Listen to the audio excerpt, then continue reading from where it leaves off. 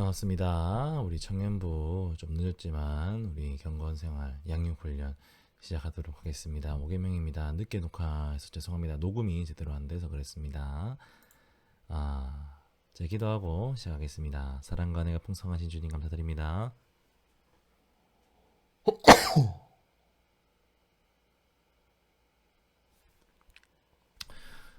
사랑하는 우리 청년부 제자훈련을 이렇게 늦게나마 다시 영상으로 올리려고 합니다. 늦게 올린 영상이지만 이 영상을 보고 또 내일 있을 6개명 영상도 개봉을 통하여서 우리의 경건생활에 박차를 가할 수 있도록 주님이 우리 청년들에게 은혜를 다하여 주시옵소서. 예수님의 이름으로 기도드립니다. 아멘. 죄송합니다. 재채가 나왔네요. 텐텐한 경건생활 제5계명을 살펴보도록 하겠습니다. 제5계명은 내 부모를 공경하라입니다. 내 부모를 공경하라. 여기 5계명에서 말하는 부모의 개념은 무엇일까요? 일단 먼저 부모에 대해서, 자녀에 대해서, 그 관계에 대해서 알아봐야 되는데, 부모와 자녀의 관계는 하나님이 지으신 이 창조세계의 가장 기본적인 질서라고 할 수 있습니다. 이 관계를 통해서 하나님이 창조세계의 질서를 유지하기 때문입니다. 하나님이 가정을 주신 이유는 그 가정이 하나님을 믿는 가정으로 이제 계속해서 하나님의 나라로 이렇게 바로 서는 그것을 근거로 해서, 그거를 기반으로 해서 그 가정이 점점 늘어남을 통해서 이 땅에 하나님의 나라를 확장시키고 또 이 땅을 하나님의 나라로서 다스리는 그것에 가정의 목적이 있습니다. 때문에 가정이 무너지면 온 사회가, 온 세계가 무너진다고 할 수가 있는 것입니다. 따라서 이 부모와 자녀의 관계는 창조 세계를 유지하는 가장 중요한 관계라고 할 수 있습니다. 이 때문에 5계명이 이를 이야기하고 있는 것이죠. 그러면서 이제 5계명이 부모를 공경하라라고 얘기하고 있는데, 이 5계명이 말하는 부모의 그런 범위는 한 3가지 정도로 정리가 가능합니다. 첫 번째는 육신의 부모라는 그런 관점에서 이 5계명이 말하는 부모의 범위를 선정할 수가 있는데요. 하나님이 이제 인간을 창조를 하셨죠. 인간을 창조하셨는데 이제 하나님이 창조한 이후 인간은 이제 부모님의 품에서 10달 동안 어머니의 품에서 10달 동안 품어져서 출산하게 되고, 이제 부모님이 이제 어떤 하나님이 주신 성의 관계를 통해서 이제 자녀를 생산하고 만들어내기도 합니다. 이런 것을 볼 때 이제 하나님의 창조의 대리자로서, 하나님의 창조의 대리자로서 육신의 부모가 있음을 알고 있습니다. 따라서 육신의 부모님은 하나님의 대리자이자 특별히 창조의 대리자라는 것을 우리는 알 수 있습니다. 이뿐만이 아니라 부모님의 하나님의 대리자적인 면모는 또 드러나는데요. 부모님 하나님의 교육의 대리자라고도 할 수 있습니다. 우리의 첫 번째 선생은 가장 기본적인 인성을 교육하는 부모님이라고 할 수 있죠. 이런 것을 볼 때 하나님이 직접적으로 우리를 교육하고 가르치는 것이 아니라, 우리 창세기 1장 창세기 전반부를 보면은 이제 타락 이전에 3장 이전의 삶을 보면은 하나님과 막 거니면서 하나님의 말씀을 가르치고 하는 그런 모습이지만, 그 이후에 하나님이 이제 직접적으로 우리 가르치는 것이 아니라 부모님을 통해서 우리를 가장 먼저 그 인성을 갈고 닦고 인간됨을 교육하는 그 교육자로서, 하나님이 대리자로서, 교육의 대리자로서 우리 부모님을 삼으신 것이죠. 다음으로 또 부모님은 하나님의 사랑의 대리자라고 할 수 있습니다. 인간으로서 경험하는 가장 첫 번째 사랑이 부모님의 사랑이죠. 이것을 볼 때 하나님은 부모님을 통해서 보호받는 사랑, 또 특별히 모든 것을 다 헌신하는 그 사랑에 대해서, 하나님의 사랑에 대해서 가르쳐주고 있는 것을 알 수 있습니다. 때문에 부모님은 사랑의 대리자라고 할 수 있습니다. 이러한 육신의 부모가 하나님의 대리자로서 그런 면모를 가지고 있기 때문에 또 이 5계명이 말하는 부모의 범위에 들어간다고 할 수 있습니다. 다음으로 5계명이 말하는 부모는 영적인 부모라고 할 수 있습니다. 특별히 영적인 부모란 무엇을 말하는 것이겠습니까? 그것은 바로 교회를 이야기하는 것입니다. 교회는 이 세상을 유지하고 확장시키고 하나님 나라를 확장시키는 데 아주 중요한 역할을 합니다. 특별히 하나님의 창조 세계를 유지하는 아주 중요한 핵심 역할을 교회가 한다고 볼 수가 있지요. 교회는 영적인 교육과 양육의 대리자라고 할 수 있습니다.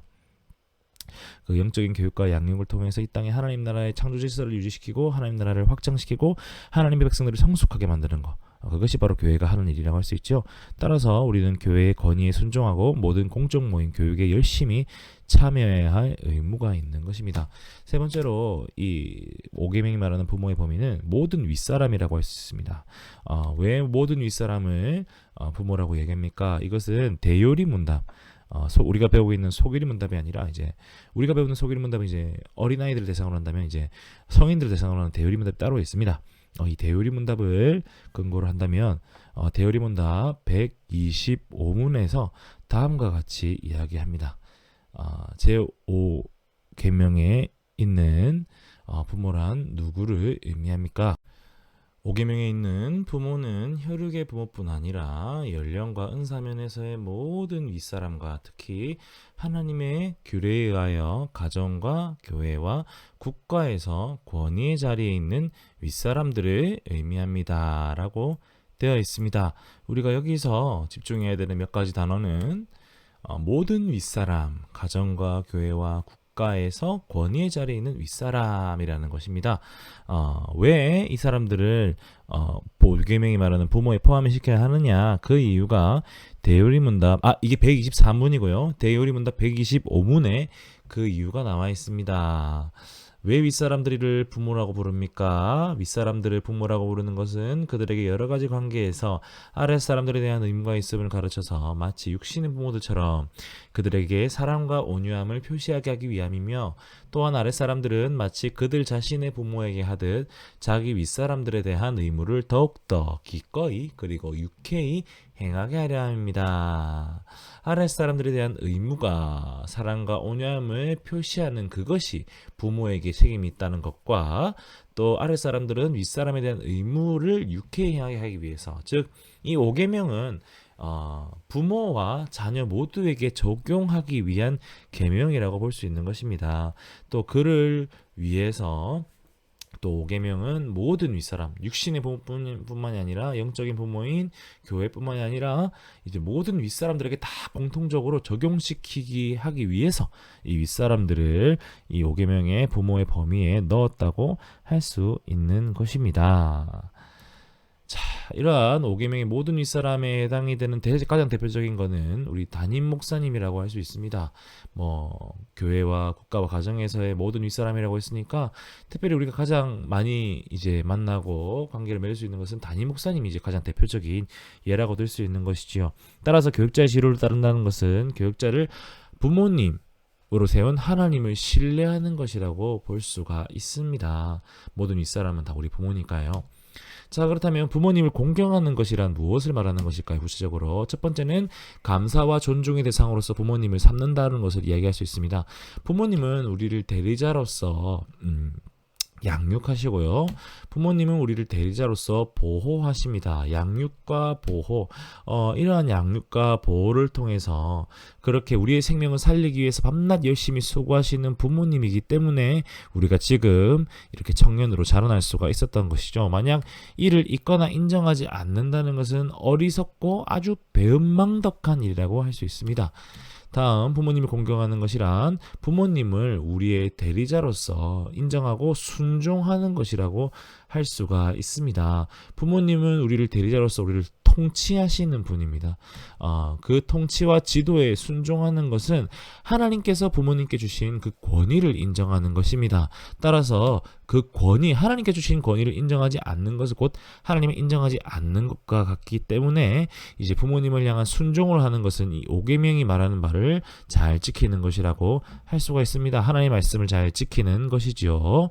자, 마지막이 아닙니다. 이 5계명, 세 번째로 이 5계명 을 잘 지키는 것이란 부모님을 잘 봉양하는 것이라고 할 수 있습니다. 인간은 아기로 태어나 성장하다가 다시 아기로 돌아가 죽음을 맞이한다는 말이 있습니다. 때문에 인간은 점점 성장해서 청년으로 했을 때 가장 왕성한 활력과 생활력을 가지고 생명력을 가지고 있다가 늙을수록 점점 이제 아기처럼 연약해진다는 것을 의미하죠. 부모님도 마찬가지입니다.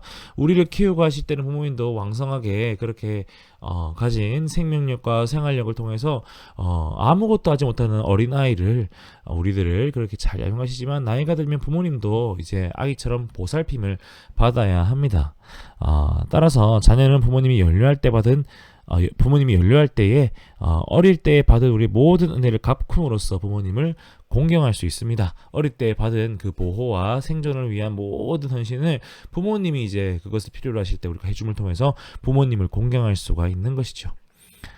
다음으로 이제 이 5계명을 지키는 또 중요한 하나의 적용점은 영적 권위자를 공경하는 것이라고 할 수 있는 것이 있습니다. 아까 모든 윗사람이라고 할 때 특별히 목사님을 그 윗사람의 대표적인 케이스로 들 수가 있다고 말씀을 드렸습니다. 따라서 이 5계명을 잘 순종하는 것 중에 가장 대표적인 것 중에 하나는 영적 권위자에 대해 순종하는 것인데, 특별히 그것은 예배 가운데 말씀의 권위, 그 다음에 축복하시는 권위, 그리고 교육과 양육의 권위 등을 인정함으로 그분을 잘 따르는 것이라 할 수 있죠. 또 뭐 설교 들을 때 집중해서 듣는 것도 그 안에 포함이 되겠고요. 또 제자 훈련을 열심히 참여하는 것도 또한 그 안에 포함이 될 수 있다고 합니다. 그리고 또 국가에 이제 충성을 다하는 거, 뭐 법에 잘 따르는 것 또한 모든 윗사람에 대한 그런 5계명에 말하는 말을 순종하는 것이라고 할 수 있죠. 그리고 또 모든 윗사람, 특별히 할아버지, 할머니들, 또 나이 든 사람들, 여러분보다 좀 위에 있는 선배들까지도 그들을 또 존중하는 것 또한 이 5계명을 잘 지키는 공경의 범위 안에 들어간다고 할 수 있습니다. 결국에는 5계명을 지키는 공경이란 무엇입니까? 영적, 육적 모든 권위자, 또 하나님의 대리자에게 이만 하나님의 권위를 인정하는 것, 그것이 바로 이 5계명을 잘 지키는 것이라고 할 수 있습니다. 자, 그렇다면 이 5계명을 좀 더 공경하는 것에 대해서 이제 좀 더 구체적으로, 또 구체적이보다는 좀 더 그 의미를 깊이 또 살펴볼 필요가 있는데요. 제가 아까 대우리 문단 말씀드리면서 5계명은 특별히 상하 모두에게 적용시킨 적용점이 있다고 말씀드렸는데, 그런 관점에서 5계명을 한번 바라보도록 하겠습니다. 5계명은 상호 간의 의무를 다하는 것을 그 깊은 의미 안에 두고 있습니다. 특별히 말씀에 기반한 상호 간의 의무인데요. 부모는 자녀를 하나님의 대리자로서 말씀으로, 그 말씀에 기반해서 잘 가르쳐야 하고요. 자녀는 그 말씀에 말하는 바대로 잘 순응을 해서 부모님에게 하급자의 의무를, 또 자녀의 의무를 다해야 되는 것. 결국에는 이 5계명은 상호 간의 의무를 다하라는 그런 핵심적인 교리가 있는 계명이라고 할 수 있습니다. 자, 여기까지가 우리가 5계명, 이 공경을 수행하는 방법이라고 할 수 있습니다. 자, 그렇다면 우리가 이 5계명을 범할 때 어떨 때가 있을까요? 그 대표적인 것으로는 대표적인 것이 아니라 그 5계명을 범하는 것의 핵심은요, 하나님이 대리자에게 주신 그 권위를 무시하는 것이라고 이해할 수가 있습니다. 이게 핵심이에요. 이걸 이제 핵심으로 보시면서 그와 관련된 여러 가지 구체적인 사례들을 보실 텐데요. 특별히 이 권위라는 이 측면에 있어서 자녀와 부모 모두에게 적용점이 가능합니다. 첫 번째는 자녀의 입장에서 이 5계명 어기는 것은 부모님에게 주신 하나님의 그 권위를 무시하고 나는 무조건 하나님의 부모님의 말을 듣지 않을 거야, 하기 싫어 하는 그 모든 것을 다 이제 5계명을 범하는 것이라고 할 수 있습니다. 이게 때를 쓰는 것도 그 안에 포함이 되겠죠. 또 부모님 입장에서 하나님이 주신 권위를 함부로 사용하는 것. 하나님은 결코 우리에게 이렇게 막 독단적이고 폭군처럼 하시지 않았는데 우리가 그 권위를 함부로 사용하는 것, 부모님 세대가 그것은 이 두 가지 모두가 다 5계명을 범하는 것이라고 할 수 있습니다.